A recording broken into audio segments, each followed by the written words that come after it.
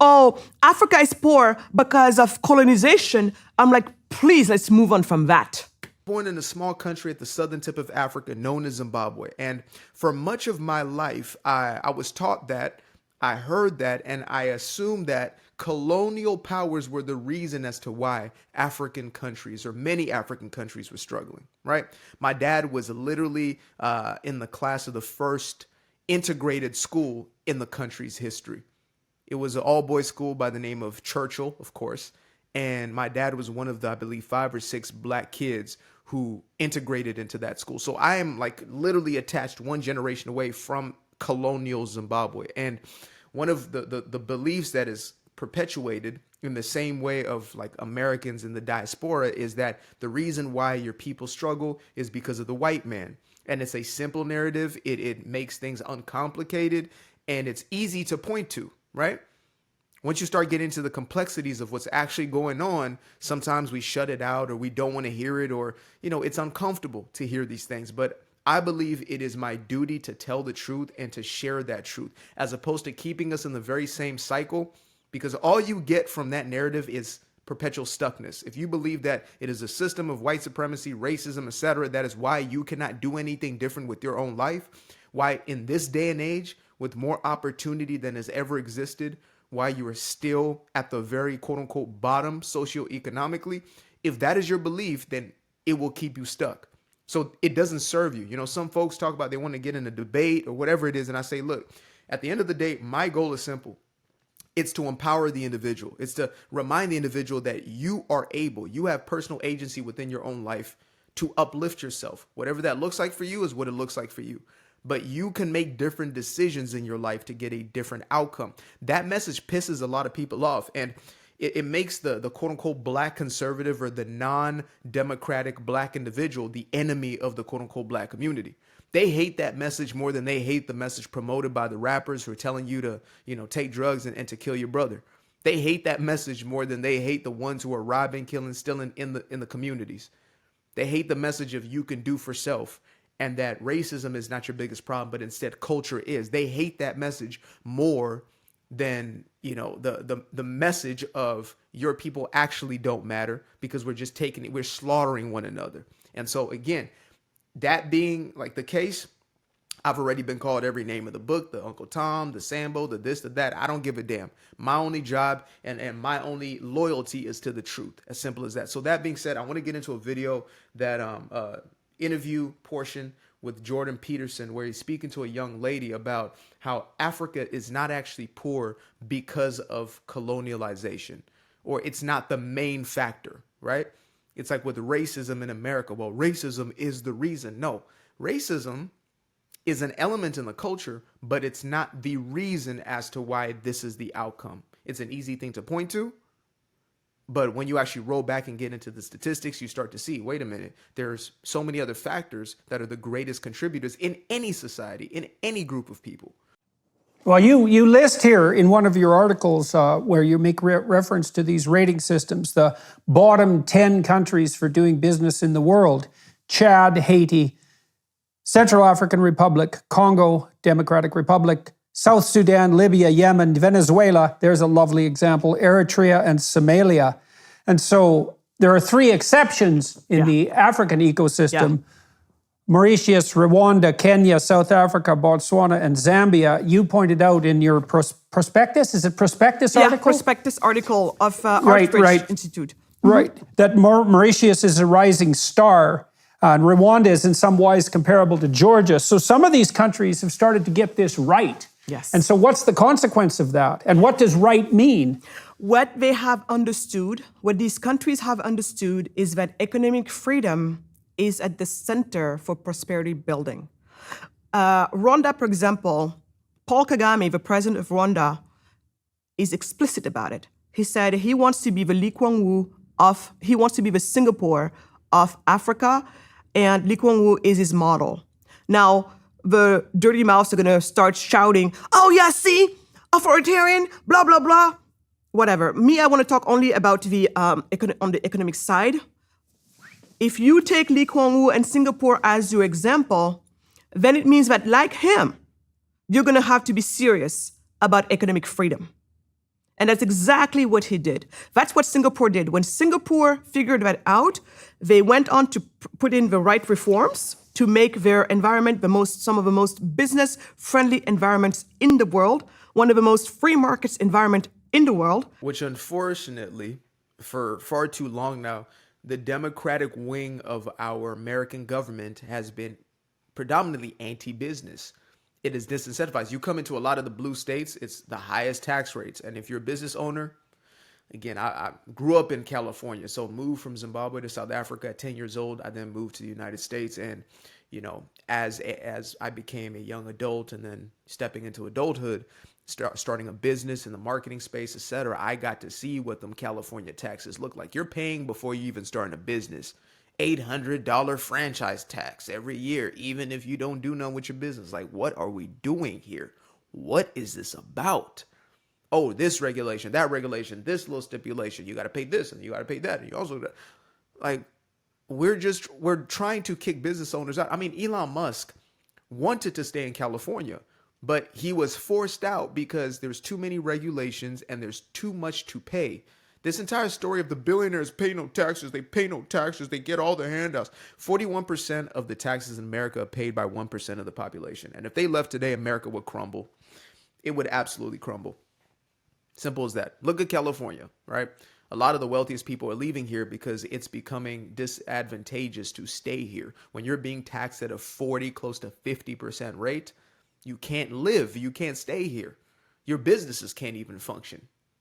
And so, good for her because, again, there are a lot of very incredibly intelligent Africans. And Africa is a continent with 55, I believe, 54 nations. Incredibly intelligent Africans. And finally, we are listening to some of these individuals as opposed to continuing this tribalism. I believe the biggest problem in Africa has always been tribalism. And my pops actually put me on to that is we see each other as separate even within the same ecosystems, right? And we divide and we want to keep our own and we prop our own up and you know, and the corruption and it's a mess. It's a mess. I was a kid, actually. This is a quick story and then I'm gonna get back into it. But I remember thinking like we went on vacation to like some little resort or whatever when I was maybe like 5 years old. And it turns out that we actually got stopped at the border of, what was it? Were we going into Kenya or something like that? We got stopped at the border and they were asking us for bribes and my dad wouldn't give the bribes. So they literally, we had to stay a few nights at that place before they finally let us go. So yeah, that is not a rare type situation at all. And you saw the magic of Singapore. Today, Singapore is richer than its ex-colonizer, Great Britain. So when I hear people telling me today, I built my credit with my rent payment for free thanks to Zelle. I stumbled on this game-changing credit. oh, Africa is poor because of colonization, I'm like, please, let's move on from that. Does it have maybe a tiny percentage in where we are today? Maybe, and I don't know. But I know it's not the cause. Because if it were, many countless countries have been colonized before. And by the way, colonizing one another is humanity's history. It just happened that maybe Africa has been one of the last, colonized region in the world. So that is such a powerful point. It's like American slavery, right? It just was the most recent at that scale and honestly within our own history. But there is current enslavement that is still taking place. If you go to Saudi Arabia, if you go to different places in Africa, if you go to different places, I mean, even if we look at the trade that is going on of human beings across the American borders, right? That has been funded by the Biden administration, if we're going to put a name to it. But it's easier to, again, point at this one thing and to blame this one thing, especially when you have individuals who are benefiting off of that narrative. The race hustlers, who, the same way that race hustlers are making millions of dollars in America off of the plight of racism, it's the very same thing within Africa when it comes to, the colonizer and colonized narrative. It's the same damn story. Psyche, it is there and it acts like nothing happened before to others, but flash news, it's the history of the world. We've been capturing each other back and forth, all of that. So anyway, but the truth is, Singapore, richer than Great Britain today. And then Hong Kong happened. And then because Hong Kong happened, China even today happened. Because China's like, wait a minute, what went on over there? And then China went on to do the exact same thing with its SEZs, the special economic zones, some of the most free market zones in the world. And then look at it happen in communist China, who, when it comes to economics, decided that we're going to do the free market, we're going to be capitalist, because that's the only way. We tried everything else. We killed hundreds of millions of people. And Yo, I was like, hey, Brother Jordan, we got the same spirit, brother. We started cracking up the same. Sis is preaching the paint off the walls. Talk to these commies, these comment section communists. Comment section communists. Kendrick voice. These social media socialites, these social media socialists and these comment section communists. These individuals who are on a multi-billion-dollar campus, laying in their $1,000 Tempur-Pedic bed with the $1,500 device capitalistic machine in their hand, typing away about the ills of capitalism. The same free market that has afforded them the very things that they are now enjoying at this very moment and have known their entire lives. Get the hell out of here. Go to Venezuela. Go to Cuba. Go to Nicaragua. Go to any of those places and you tell me how things are going. It's so easy to complain. How you going to hate from my side club? You can't get in. It's so easy. It's so easy to create these narratives when you're in the privilege. Oh my goodness. Show for it. But now that we're tired of being disrespected members of society, because guess what? That's the other thing too. You want to be respected in this world? You're going to have to be among the prosperous ones. For other reasons. Would it be nice, G, that we respect people just because? Absolutely. But that's really not the world we live in. So when China got tired of being disrespected, they're like, maybe we got to build also some prosperity here because then they're going to hear us. And today, China, being one of the, being where it is at, even Hollywood, who tries to tell the world how to think, is being told by China what movies to make and how to tweak stories and history in order to be palatable for them. You see the power that comes with being prosperous. Ooh-wee.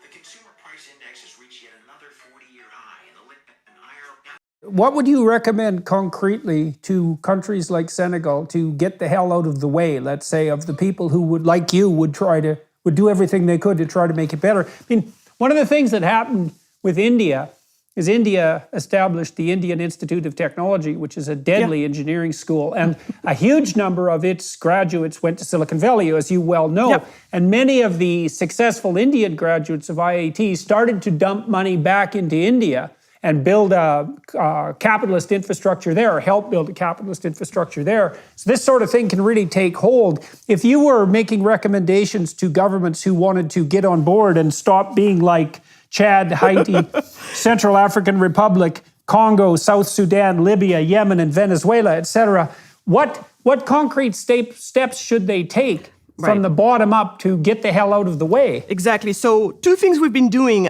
because I'm a practitioner, as that's my entrepreneurial journey. I'm an entrepreneur, so I practice what I preach. But I also preach. I preach for free markets. And so when it comes to that, I'm one of the hats that I wear is as the director for the African Center for Prosperity of the Atlas Network, the largest organization in the world of free market think tanks around the world. And so what we do there is we work on reforms around the world to take down barriers of entry for local entrepreneurs. So that's one thing. But as we all know, that's a great initiative to take, and we've been making some really good advances in many countries, especially in Ghana. We've been making a lot of progress with our partners there, Imani. But that is piecemeal legislation. It takes forever. It is hard as heck. And by the time you made a gain here, you made 20 losses over there, and it's an continuous problem.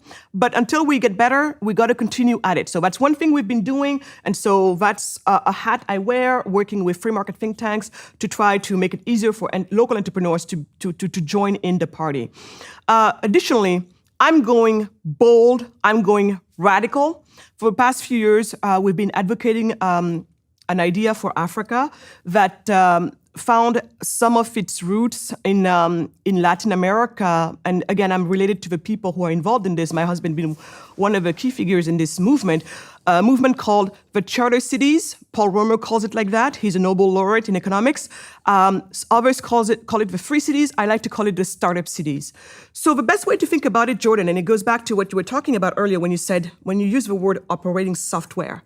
Most of the most of the low-income nations, so meaning back in the days, the way we used to call it is poor nations, they have regulations for poverty. They're basically regulated for poverty, meaning the laws, the set of law, poverty. It only calls poverty.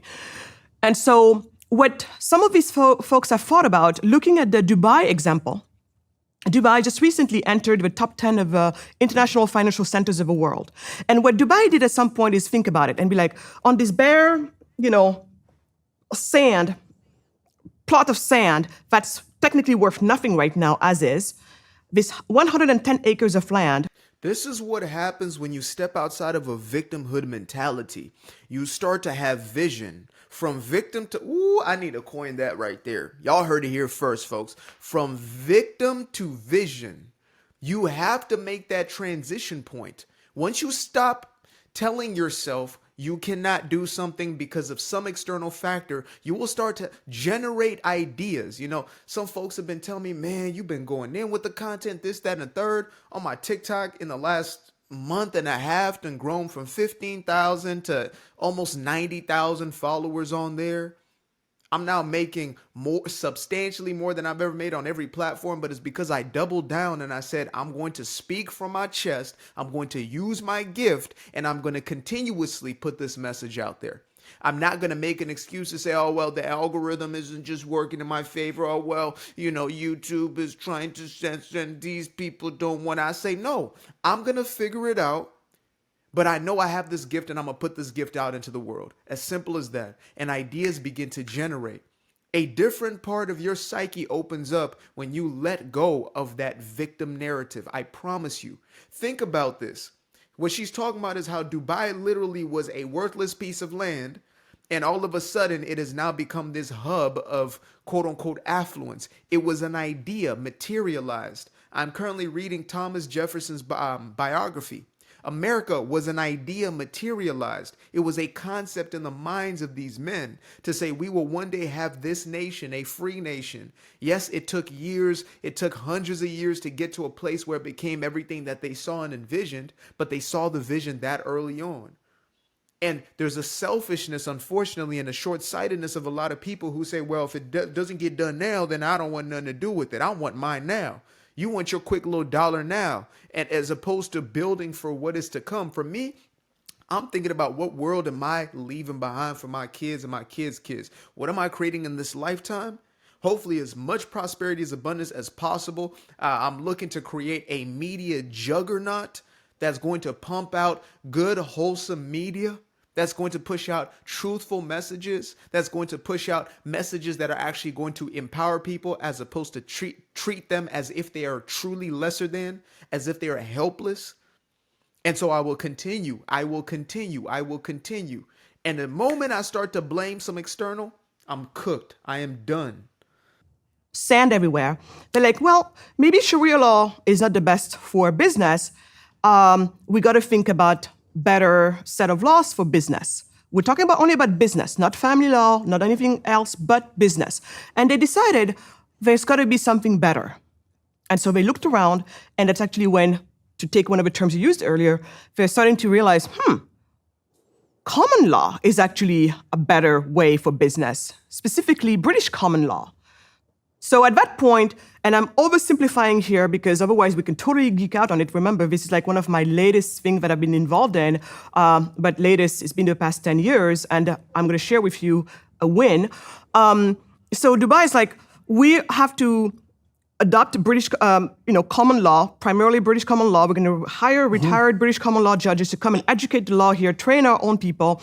And that, along with many other reforms, to also become a top center when it comes to the, and in the free market when it comes to the finances. Dubai. Yeah, well, that British common law system. So it's very, very interesting theologically and metaphysically. So it's predicated on the idea that every individual has all the rights that there are, except for those that are specifically regulated and limited by legal necessity. And then generally that realm of necessity has emerged only as a consequence of disputes between people. So you're free to do whatever you want unless you have a dispute with someone else.